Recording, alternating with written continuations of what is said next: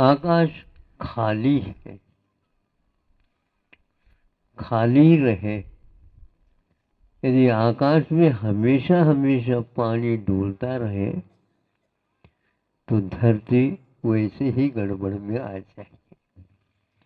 किंतु समय पर आसमान में वह भरा हुआ नजर आ जाएगा तो धरती का भविष्य अपने आप में समृद्ध होगा। ये जो कुछ भी आप विकास इत्यादि कर रहे हैं उसके पीछे आधार तो भूत यदि कोई है तो जीवन के योग्य सामग्री का उत्पादन। आप लोग यहाँ पर बैठे हैं लेकिन हम वहां से चलते आए, सारी जमीन खाली है और फिर भी उसमें गर्मी में भी किसान अपना श्रम कर रहा है। समय पर श्रम करने वाला व्यक्तित्व यदि ढूंढते हैं तो किसान को छोड़ करके कोई नहीं मिलता। आपको मिलता है क्या? आप जो कुछ भी पहन करके बैठे हैं वो किसान की देन है, आपके पैसे देने से नहीं, ध्यान रखो।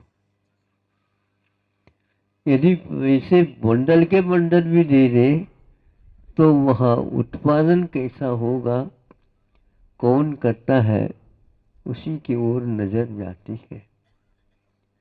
यह क्रम रहा है। एक वर्ष में वह खेती बाड़ी आदि कर लेता है और व्यवस्थित कर लेता है, अगले साल की वह चिंता अवश्य करता है। आप लोग गाड़ करके रखते हैं और वह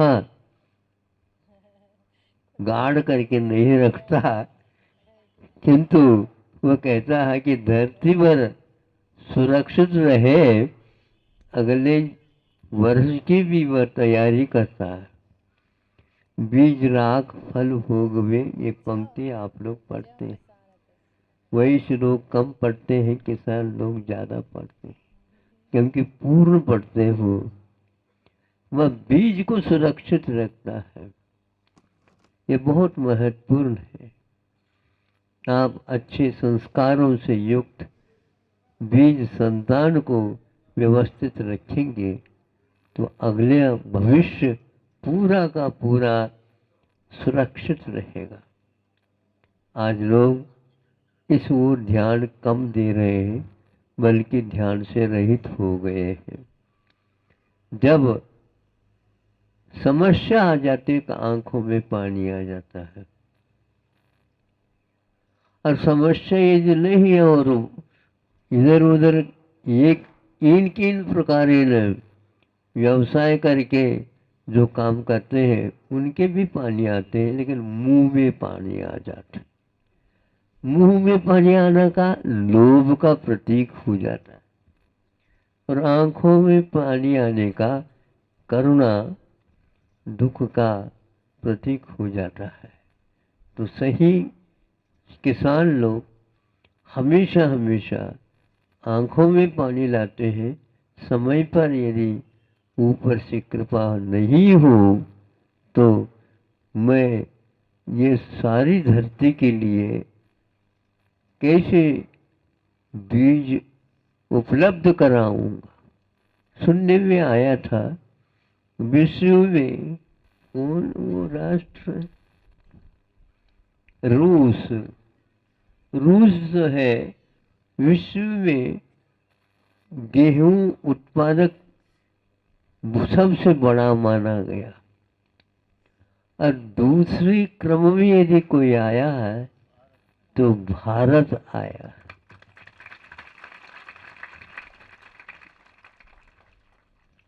धरती को पैदा नहीं किया जा सकता है, लेकिन धरती का उपयोग कर ले तो उसमें से गेहूं आदि बीजों का उत्पादन किया जा सकता है। और वो उसी ओर यह विश्व का था लक्ष्य या दृष्टिकोण कि इस समय यदि ये लोग गेहूं का जो पैदावार हुआ है वितरण नहीं करते हैं तो क्या होगा। सारी समस्या समाप्त हो जाएगी। कौन सी समस्या? दुनिया के जो उत्पादन है वो काम में नहीं आएगी। जो गोलीबारी हो रही है वह अभी काम में नहीं आएगी। और उस राख में आप बीज बो नहीं सकते। जो राख का उत्पादन जो मोह के कारण, लोभ के कारण, अहंकार के कारण आज 100 से भी दिन ज्यादा हो गए, लड़ रहे हैं। कुछ लोग जो लड़ रहे हैं उनके लिए और सप्लाई कर रहे हैं। तुम चिंता मत करो, हम आपके पीछे हैं। आगे तो आ जाओ, पीछे क्यों रहते हो? हा? आगे तो आ जाओ। हाँ, इसका अर्थ ये है मनुष्य जो समृद्ध होकर के भी वह पीछे से क्या काम कर रहा है सोचने की बात है। किसान पैदा कर रहा है और तुम धरती को समाप्त कर रहे हो। पहले जब उसके ऊपर विस्फोट हुए थे आज तक उस जमीन पर कोई भी बीज उग नहीं रहा है। और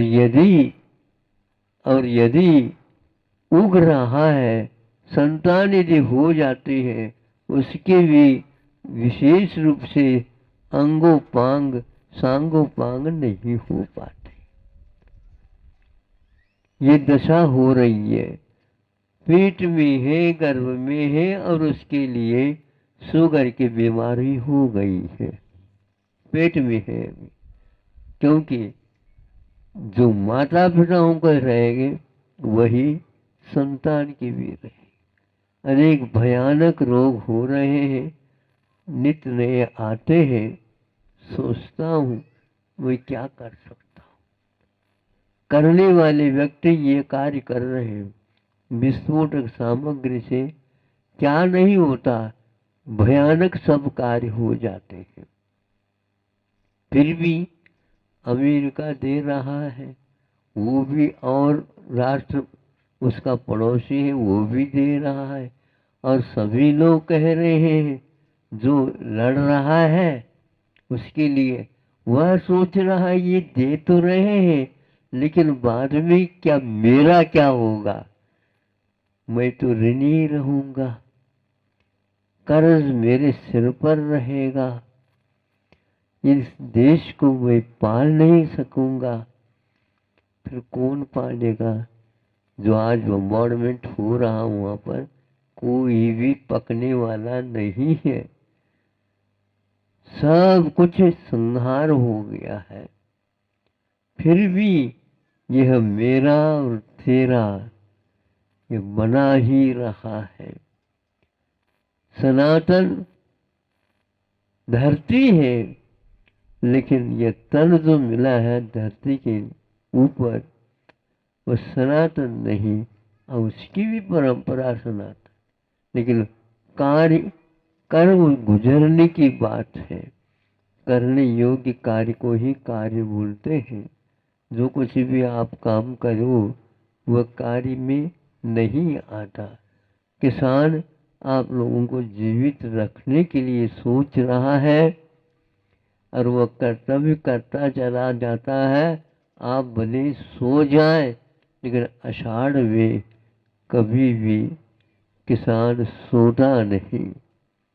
क्योंकि कि दाल का छूटा बंदर है और आषाढ़ का छूटा किसान। क्योंकि वो बंदर बंदर है, चंचल है, लेकिन आज तक वह दाल से छूट करके नीचे नहीं गिरा। यदि गिरता है तो सारे बंदर मिल करके उसको अपने समाज से हाँ, तुम गिर गए, चारित्र से गिर गए तुम, इसलिए तुम्हें यहाँ रखा नहीं जाएगा। इसी प्रकार यदि किसान सो गया तो गया।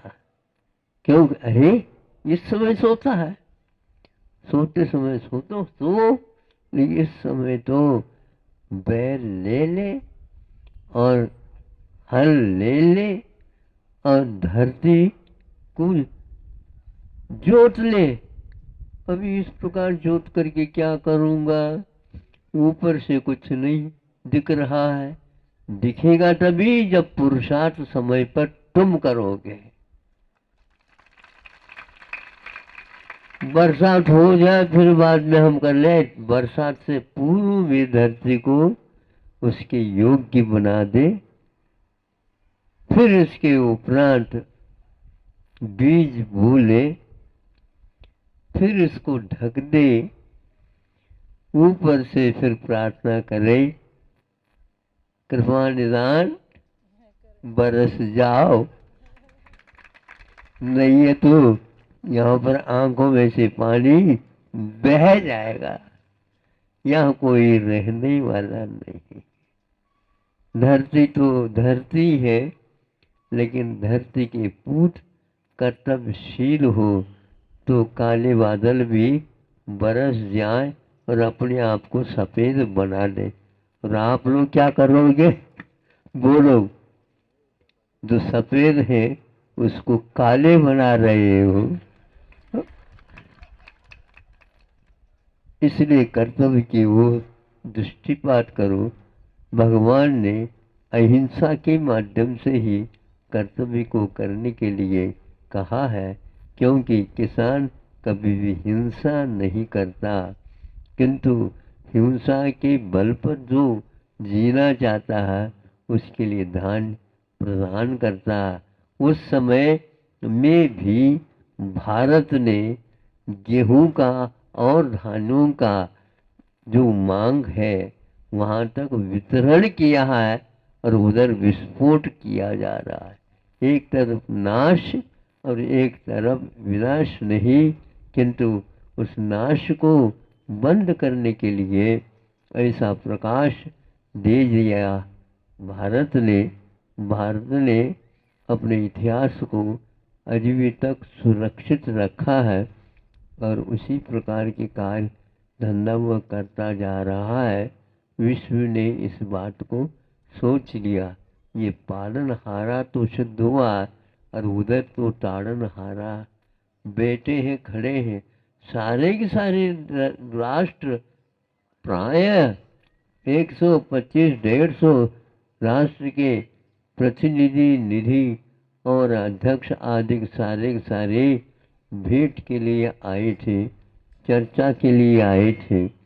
अब चर्चा में क्या चाहते थे?